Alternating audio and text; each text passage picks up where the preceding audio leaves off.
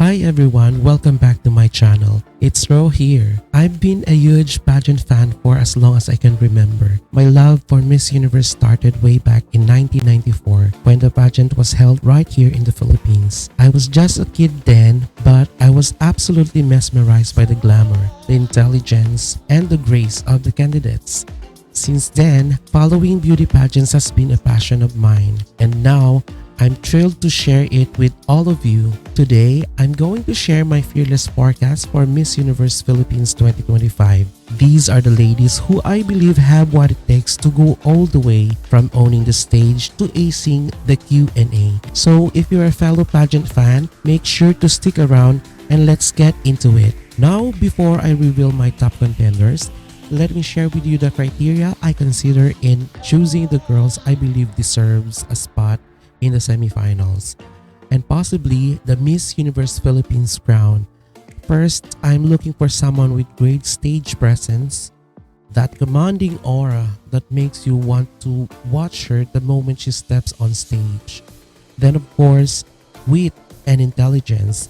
We need someone who can speak with purpose, clarity, and depth, especially on the international stage. Relatability is also key for me. I want a queen who's authentic, someone people can connect with, not just a beautiful face. So now that you know what I was looking for, it's time to reveal my top 10 final picks for Miss Universe Philippines 2025. These are the women who, in my opinion, delivered strong performances in all aspects of the competition, from the preliminary interview to the evening gown and swimsuit rounds. They capture not just my attention but also the essence of what it means to be a true Filipino queen. Each of them brings something unique to the table, and I believe any one of them has the potential to wear the crown and make us proud on the Miss Universe stage. So let's begin. Here are my top 10 contenders. Let's start with my picks from top 10 to top 7. These ladies may be fresh faces in the pageant scene, but they've already shown so much promise and potential. I truly believe that with time, growth, and more experience, they can become even stronger contenders. So here they are. At number 10, we have Ifugao, Valerie Claire West. Number 9, Baguio, Gwendolyn Melis Soriano. Number 8, Tarlac, Sasha Lacuna. Number 7, Malay Aklan, Taylor Marie De Luna. These four ladies have already proven that they have that queenly aura. They showed grace, confidence, and presence throughout the preliminary events. I hope to see them again in future editions, even stronger and more empowered. This journey for sure is just the beginning, and I can't wait to see how far they'll go. Starting off, my top 6 is none other than Katrina Legado from Taguig. Katrina for me is giving that Asian Latina beauty. Very striking, very commanding. I've seen such growth in her since her previous pageant stints, and I must say, she's more confident now than ever before. Her passerella was on point, strong and fluid. During the preliminary interview, she did well, though I personally felt her delivery came across as a little bit rehearsed. Her communication skills are definitely solid, but I think what she needs to work on is showing a bit more sincerity and heart when she speaks. Now, her swimsuit performance, I love it. She looked absolutely fierce and fit. As for the evening gown, the design was stunning, elegant, and eye-catching, but I noticed a bit of stiffness in her movement, which may have been due to the gown's material. It seems like it limited her a bit on stage. Still, overall, Katrina delivered a solid performance. She's polished, prepared, and definitely a strong contender for the crown.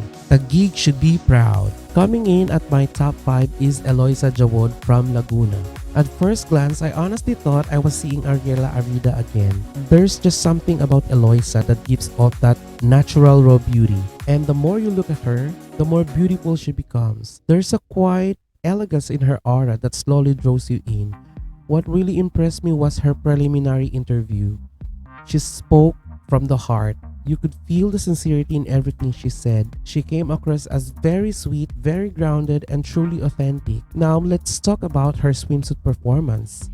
one of the strongest of the night. The way she commanded that stage, absolutely vavavoom. She owned every step and gave us confidence and energy. However, her evening gown performance was, in my opinion, a bit forgettable. I feel like she needs to improve the way she presents herself in that part of the competition. The styling, especially the hair, may have played a role too. When her hair is down, her styled with soft curls, she looks absolutely ethereal. But during the gown round, the look just didn't bring out her full potential. That said, I still believe she's a very strong contender for the crown. The reason I place her at the top 5 is because I think she just needs to cement that final piece, a memorable and regal gown performance. If she pulls that off, I truly believe she can catapult to the very top and possibly become our next Miss Universe Philippines. At number 4 on my list is none other than Teresita Sen Winwin Marquez from Muntinlupa. Winwin is a name that speaks for itself, a pageant veteran, an international title holder, and someone who truly embodies the Filipino beauty and spirit. It's no surprise she comes from a family of beauty queens, and she's clearly carrying the legacy with strength and grace. Her communication skills are without a doubt her strongest asset. She speaks with clarity, confidence, and conviction. Exactly what we need from someone who might wear the Philippine sash on the Miss Universe stage. I also love her swimsuit performance. You can really see that even after all these years, and as a proud mother, her physique is still in incredible form. She moved with ease and poise, showing the kind of discipline and commitment that a true queen has. Now, onto her evening gown performance. It was good, she delivered it well. But for me, the color and style of the gown were a bit on the safe side. It didn't make a statement as I hoped. Still, she pulled it off with her signature grace and elegance. If there's one thing I'd like to see from Winwin moving forward, it's just to relax a little more and explore a more distinct and modern styling. Something that will help her stand out, especially among the other seasoned contenders.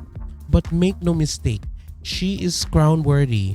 She has the experience, the presence, and the heart to be the next Miss Universe Philippines. Coming in at top 3 is Chelsea Fernandez from Sultan Kudarat. Chelsea is another pageant veteran, and honestly, I feel like this year is perfect for her. She chose the right time to compete, and I truly believe there's a greater possibility that she could finally win the crown. I like the way Chelsea speaks. She's composed, well articulated, and has the voice of a queen. But I feel like she's holding back a little. And to Chelsea, if by any chance you're watching this, if you truly believe that this is your year, then give yourself permission to shine all the way.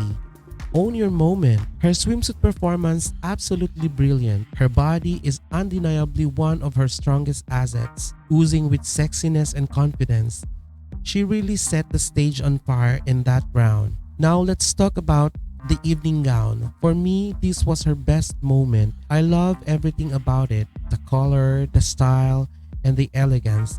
It looked so regal on her, and she wore it like a true queen. All I'm hoping for now is that during the finals night, she lets go of any doubts, steps into her power, and shows the universe what she's truly made of. Because if she does, Chelsea Fernandez could very well inherit the Miss Universe Philippines crown this year. My top 2 is none other than Maria Atisa Manalo from Quezon Province. Atisa is a returning candidate, a pageant veteran, and of course, the Miss International 2018 first runner-up. With credentials like that, it's no surprise that she's one of the toughest contenders to beat this year. This time around, Atisa has proven that she is ready right now to take on the international stage. Her presence, her poise, her preparation, it all speaks volumes. During her preliminary interview, I truly felt that she was just enjoying the moment. There was no hesitation, no pretense, just pure confidence and authenticity. The conviction in her answers was crystal clear. Her swimsuit and evening performances absolutely classy. She gave us elegance, polish, and effortless stage command. Everything about her screamed, "I'm ready." Honestly, I have nothing more to add because Atisa already embodies so many of the traits we're looking for in a Miss Universe Philippines. She's a complete package. beauty, intelligence, grace, and experience. If the crown is meant for her this year, then it will be a well-deserved return to the international spotlight for Atisa and for the Philippines. Before I officially wrap up my list, I also want to give a special mention to some amazing women who truly stood out and showed incredible potential to become our future Miss Universe Philippines. We have Miss Benguet, Miss Oriental Mindoro, Miss Negros Occidental, Miss Cebu City, Miss Camiguin. These ladies may not be in my top 10, but they are absolutely worth watching. With a bit more time and experience, I believe they could rise and claim the spotlight in the near future. They are fresh, passionate, and bring something new to the stage. And that's exciting for the future of Philippine pageantry. To be honest, it was very difficult to choose. This year's batch is so competitive and there are just so many beautiful, talented, and deserving candidates. That's why I know the selection committee has a tough job ahead, but I truly hope they choose not just a favorite, but the one who can truly represent the Philippines on the international stage with grace, strength, and authenticity. At the end of the day, we all just want the best woman to wear that crown, and I can't wait to see who it will be. And finally, taking my top 1 spot is none other than Iliana Marie Aduana from Siniloan, Laguna. Iliana is a true pageant veteran and a crossover queen. From Miss Earth to Miss Universe, she competed in Miss Earth 2023 and proudly brought home the title of Miss Earth Air held in Vietnam. With that extensive pageant experience, she just might easily snap the crown this year. She is incredibly articulate, often using a high-level vocabulary and commanding language. But here's my little piece of advice. You don't have to go over the top to impress the judges. You're already a full package. The key now is authenticity. Her swimsuit and evening gown performance were effortless. She looked confident, calm, and queenly, acing every single part of the Miss Universe Philippines criteria. Iliana, if by chance you're watching this, good luck. I hope you shine even brighter during the finals. I know the competition will be tough, but just show your true self. Because when you do, your light will naturally radiate, and that's what will set you apart. You've earned your place at the very top of my list, and I wouldn't be surprised if you walk away with the Miss Universe Philippines crown. And that's it for my fearless forecast for Miss Universe Philippines 2025. Whether or not my favorites make it to the final cut, one thing's for sure, every woman in this competition has already made the country proud. To all the candidates, thank you for inspiring us with your grace, beauty, and passion. If you enjoyed this video, don't forget to like, comment, and subscribe for more pageant updates and thoughts from me, Ro. I'd also love to hear your top picks, so feel free to drop them in the comments below. Let's continue supporting our queens and may the best woman wear the crown. This has been Ro, always a pageant lover, always rooting for our Filipino queens. See you in the next vlog. Bye!